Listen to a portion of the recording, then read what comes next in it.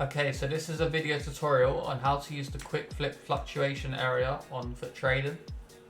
So basically, I recommend that you read the instructions again with this page. It's literally the same as the other pages, but just make sure you understand it because it explains how the update system works, etc, etc.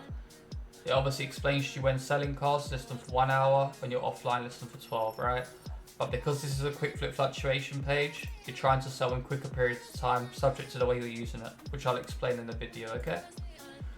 So again, once you're on this page, you're gonna see here, I won't cover the details such as excluding cards because it is covered in the base explanation. If you go back to the main fluctuation page, the video guide on that page will cover all the basic stuff about these tables, okay? So basically, there's two ways to trade on this page. First things first, disable the price group. By default, it's going to look like this. Just turn off the price group because this is just a feature that you can exclude certain price values, okay? This is what this is here for, okay? So if I wanted to remove these cheap cards, like the 14,000 coin cards, if I click on this, you'll notice that them cards disappeared, right? But it does limit down a lot of the stuff that will display on the page, okay? So for the purpose of the video, I'll explain it with just the cards, like all the cards, okay? So there's two ways to trade to this area, okay? The first way to trade to the area is via the current price, the percentage change, and the 3-hour average, okay? Now I like to keep all 6 tabs open or 7 tabs open. If you want to simplify it, maybe you'll take off this stuff, okay?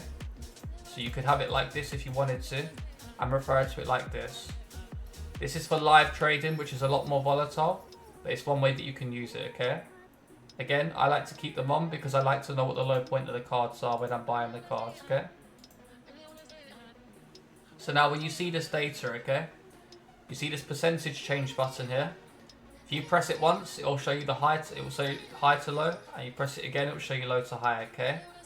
Now what this percentage change is how much the current price has changed from the 3-hour average, okay? So you can see the current price of the card is 7.69% down from the 3-hour average, okay? Obviously the EA tax in the game is 5%, so the cards you're going to focus on are the cards that are roughly in the minuses, right? You'll be needing to snipe undercuts a lot of the time, but this is how you look at this area, okay? So for example, if we look at someone like,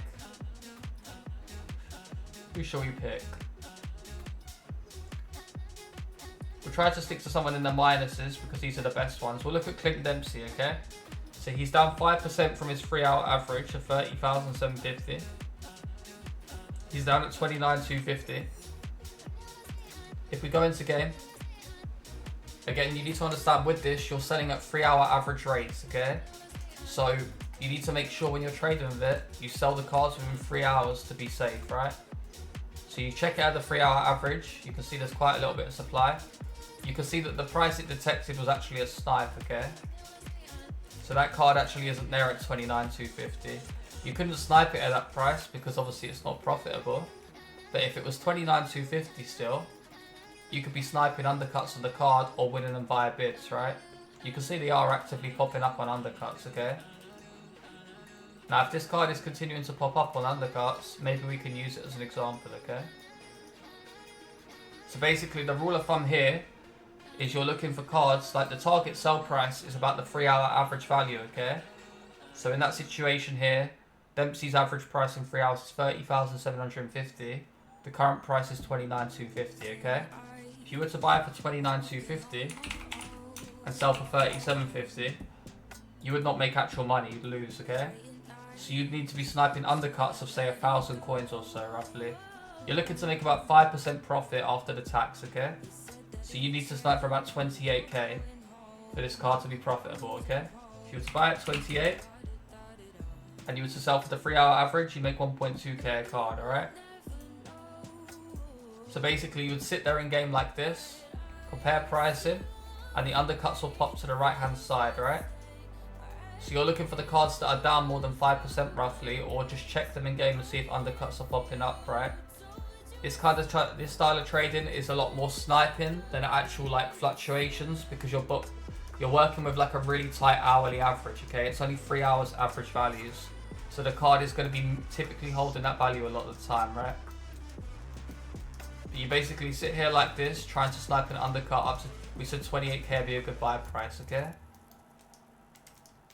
You can also check bids as well, because a lot of the time bids will be popping up, but Dempsey's pretty much a coin transfer card, so that's why you saw there was a bit of 140k on the card, right? That means that coin shops are using this card, and that's why the card's probably quite hard to win via bidding, right? But you can get them via sniping a lot of the time. But you sit here like this, trying to get them for 28k roughly, alright?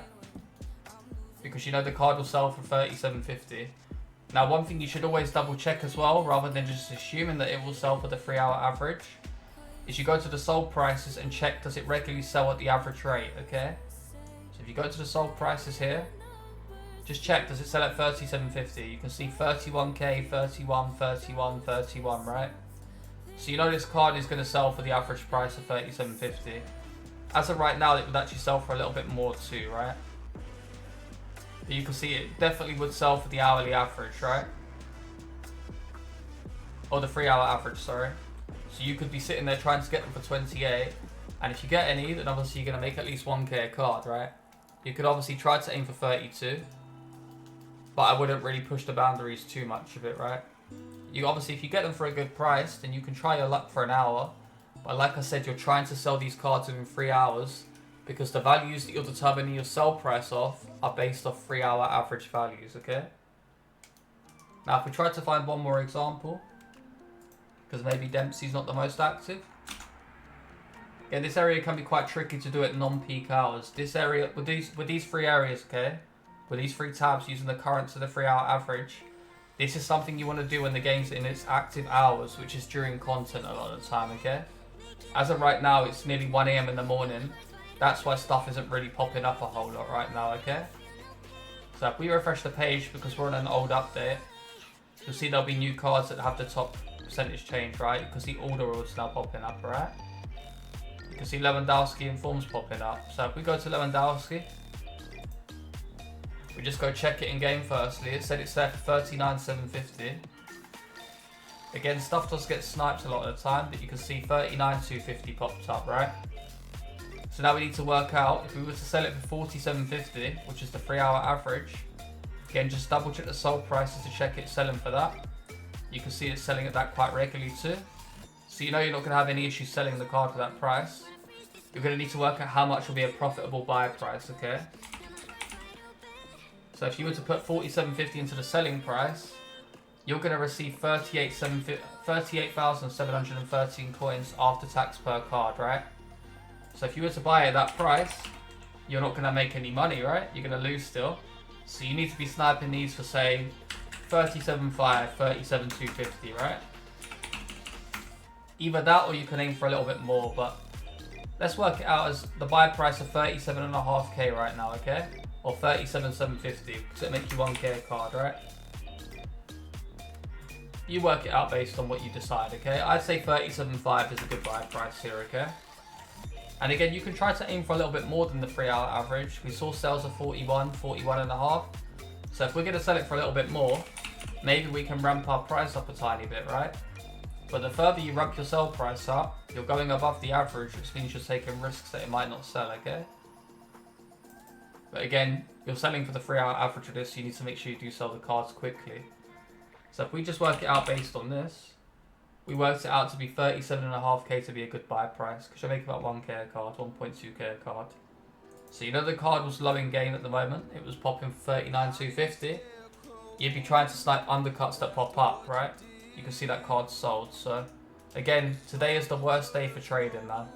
So this is why stuff isn't really popping up a whole lot, right? And I am doing this at a non-active hour. You can also check bids as well. Again, it's best during content time to do this, but I'm just trying to explain how this method works, right? This doesn't represent how active this is during the active hours, okay? Obviously, a lot more stuff pops up when more users are online, okay? That's why it's quite slow right now to actually show you a real-time deal on this, okay? But that's basically how that works with that area of the page, them 3 tabs. So the current price and the 3-hour average, that's kind of where you're aiming to sell. And then you need to work off a buy price, right? Based off how much it's changed, okay? You just need to make sure they're popping up in game, obviously, too. Now, the other way to do this is you can look at the average low to the average high, okay? And the percentage from the low point tab controls these two. So if you click on this button here, you press it twice, it will sort it low to higher, right? Now to make this a little bit simpler for your understanding, if I take off these two tabs because we don't need them for this bit, you can see what this percentage from low point is explaining to you. Is the card is down 3% from the low point, okay? The average low point, not the lowest point, but the average, okay? So you can see this card, for example, here is down at 13,250. It average lows at 13,750, and it average highs at 15,250, okay? So with this card, you could aim for 15k to 15,250 sell price, and 13,750 is the average low, right? So if you were to buy them for 13,750 and sell them for say 15k, you'd make 500 coins a card, right? Which isn't great. You'd want to make about 1k roughly if you can, right? So you try to start them for say 13,250, because suddenly if you do that, you're making 1k a card, right? If you manage to sell for 15k.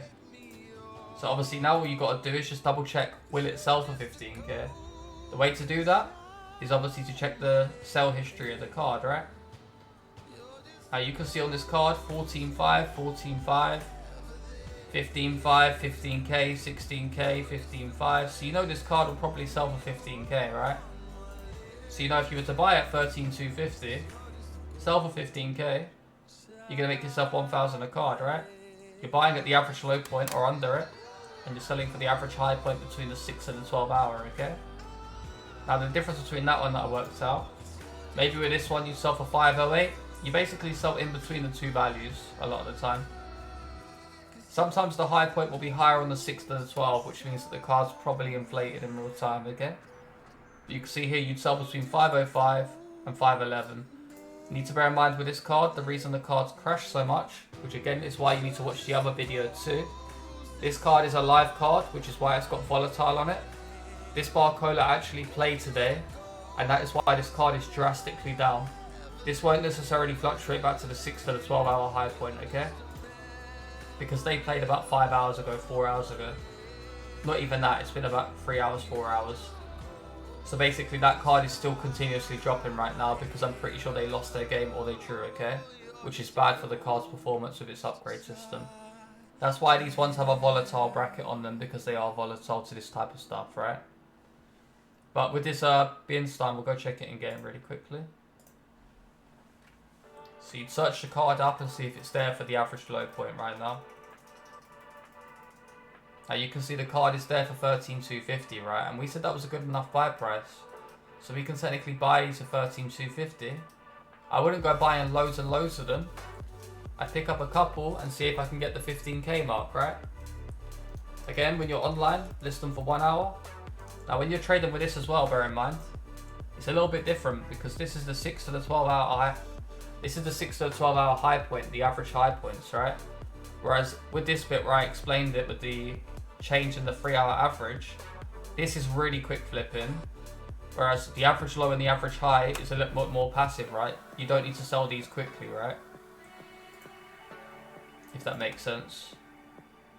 You can see that this is a 6 to 12 hour period of time span, whereas the other was a 3 hour average, okay? So this is more fluctuations, whereas the other is based off average values, okay? It's two different ways to use the page.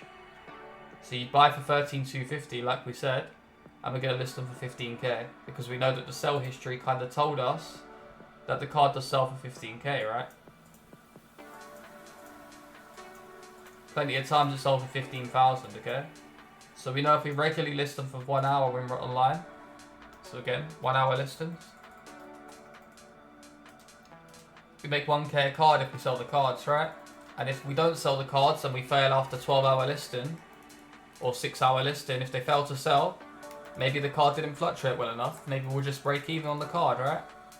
But you're not really holding too much risk because you're allowing enough room between the low point and the high point to make money, right? You've got 1,000 potential profit per card. Worst case, you can undercut by 1k and break even on the card and move to another fluctuation. Because not all the time will the card fluctuate back to the high, right? There's no guarantee that it will happen, but a lot of the time it does happen, right? Now I do the exact same thing with all these icons, and I'm very transparent with what I do, right? I think the Yashin fluctuation at the time of me doing it was about 600k low point, and it was meant to go towards 655 to 660 based off the values at the time. Again, it's quite old now, but I didn't quite attain that value. But because I left enough room with the card, you can see I still made money on the card, right? Or I broke even, whatever you want to think of it. But I didn't hold much risk of losing coins because I set my buy price to a realistic price where I had plenty of room to work with, right? You can see I left a lot of room with the card because of the value of the card too. Now, if you're buying a 600,000 coin card, you shouldn't be making 1k on the card. You should be making 5% roughly. So I aimed for about 27k profit when I bought the card. I ended up having to sell for 648, which only made me 15k, right? Which is still good profit, but it's not good enough for how much the card cost. But I just allowed plenty of room for me to be able to lower the price if it failed to fluctuate in 6 hours, right? That's basically how the quick flips fluctuation page works though. You just do the same thing with all the cards, right? And obviously refresh every update, because every update brand new cards will pop up on the page, right? It really is quite straightforward. It just takes a lot of practice, okay, to get the hang of it. The keys are to look at the average low and the average height. Percentage from low point is one way to do it, and the other way to do it is via the change. Yeah, if you're doing it via the change percentage, you're obviously aiming for the 3 hour average as the sell price, and you need to make sure sniping is going to be a profitable thing to do, right? Because obviously the tax is 5%, you're not really allowing much room to work with, right? You can see if you were to trade with the Berenstein off that method, you'd probably buy at 12,500 and sell for 14, okay? Like if you were to have done that with a percentage change here. Whereas when I'm trading with a fluctuation, I'm anticipating it to fluctuate at a slower pace, but to go towards 15, right? They're the two differences between the pages though, like between the two tabs, right? You've got the percentage change and the percentage from low point. If you've got any questions about any of this though, obviously if you just go to the Discord and just go to the sub chat, you could ask questions in here about it as well. But again, it just takes practice, man. Hopefully it's helpful though, guys. That's pretty much it.